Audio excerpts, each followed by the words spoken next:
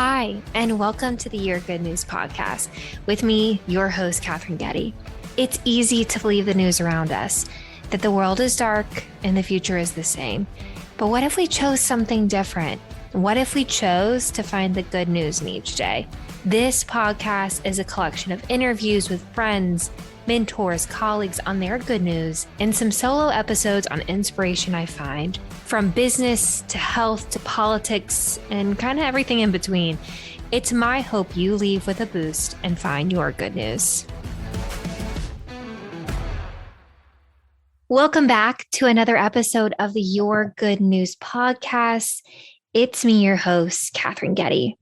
As we continue a celebration of the first year of the Your Good News podcast and gear up for year 2, I have another special recap episode featuring a theme with key responses from some guests over the last year. But as always, a quick dose of good news.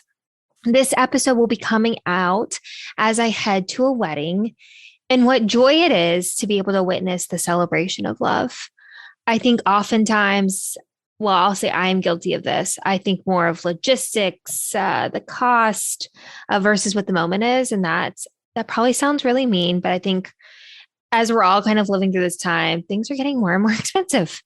But I sat down and started thinking about what's good, what's the good news for the day. I really thought how lucky we are to be able to celebrate a time in someone's lives as they start something new, a new chapter. And so grounding down into that joy is the best good news for my day. So as I often do, and I pose it to you, what's your good news?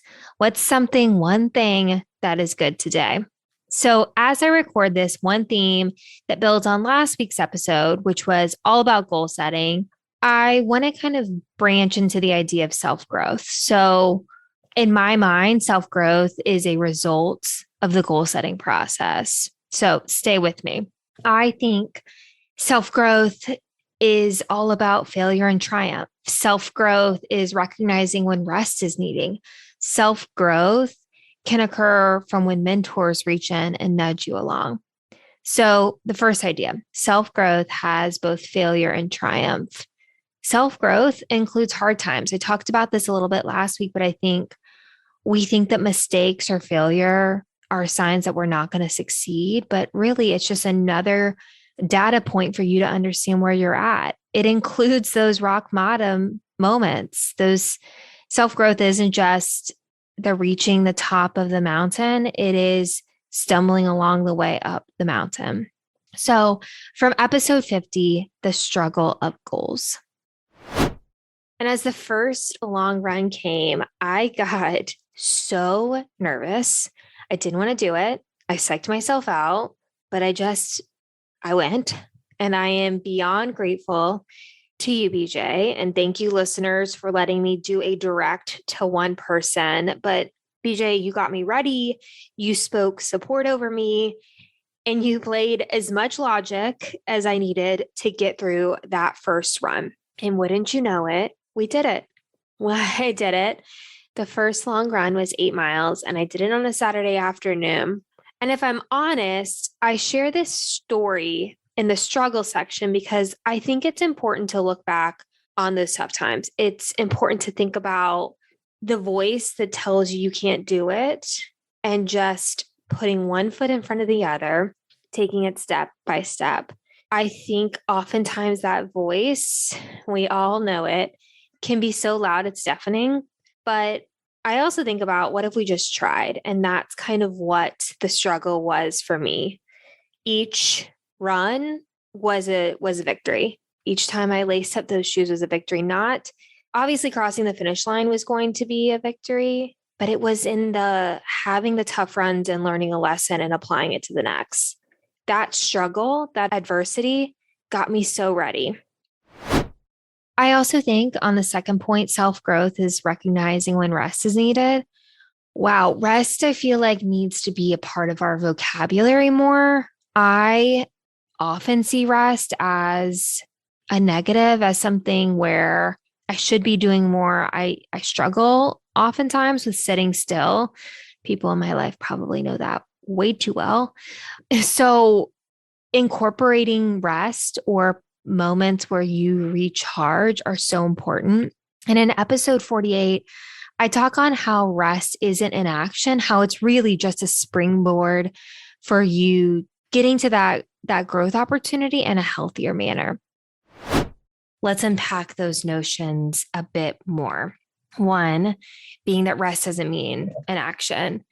Rather, I think it's an active choice to heal, to rest, to grow even more. And I say all these things. And if I'm being really honest, I struggle often with the idea of rest, of a rest day during a workout or a rest day and sleeping in a little bit more. This episode comes, like I said, after a lot of travel, which I am beyond grateful for, but I also feel a tad burnt out. And I record this days before you hear it, if you're listening in mid-May. And I had initially planned to be, I'm air quoting now, super productive today with the podcast, prepping Instagram content, the website, recording, sketching out guest interviews. The list goes on. It's making me a little anxious even just to say it.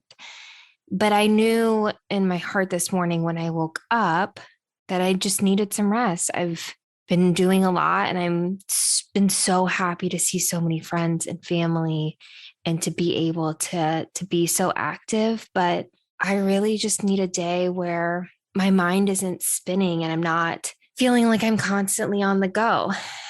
The phrase a lazy Sunday, sometimes I'm like, if you don't do anything, that's being lazy. And I think rest doesn't mean an action. Like I said, I think it's a choice to heal and to rest and to grow.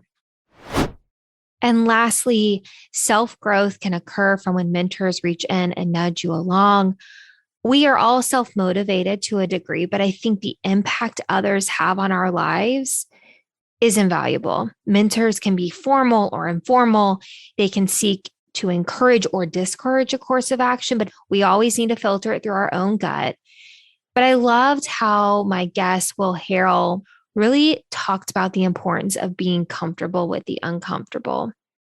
Well, and I think you touch on a really important point of a healthy relationship. I think, and I don't know if this is just my perception, so curious your thoughts, but I feel like a lot of people are now not comfortable being uncomfortable. Like, I think that Yes. I think there's I'd rather not talk about X situation with friend because it's sticky and not comfortable. And I'm going to have to say something I don't love. Thoughts on kind of where we think that could be improved? Is it the kind of humbling yourself, being honest, being open, or what else do you think kind of goes into that? To me, that's it. I'm sure there are many other things to go to it, but I think to me that's incredibly important because I think you have to have the humility in the relationship to go to the hard places and the desire to go there for the other person's benefit. And I think our culture too often is afraid to make mistakes, is afraid to have a contrary opinion, and the result is everybody's in their own silo. It doesn't help it. That's not a back and forth at all at that point. And so I think you have to lean in and want it, and you have to be ready to accept the good with the bad when you do it. Well, that is it for today. To tie a bow on it, self-growth is a result of goals, of life, of being a human that lives on this earth.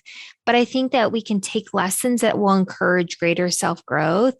That includes mistakes and accomplishments. That includes rest. That includes people nudging us along, those mentors, formal or informal. So that is it for today. Thank you again for spending your time with us at the Your Good News podcast. If you haven't already, subscribe. You can listen to us wherever you stream podcasts, on Apple, Spotify, but also leave a review. It helps so much. And it lets kind of that algorithm get the Your Good News podcast out there even more. I'm on Instagram at Katherine Getty. You can share feedback, ideas, learn more about how I created these episodes. And don't forget to tune in next week for another episode of the Your Good News podcast.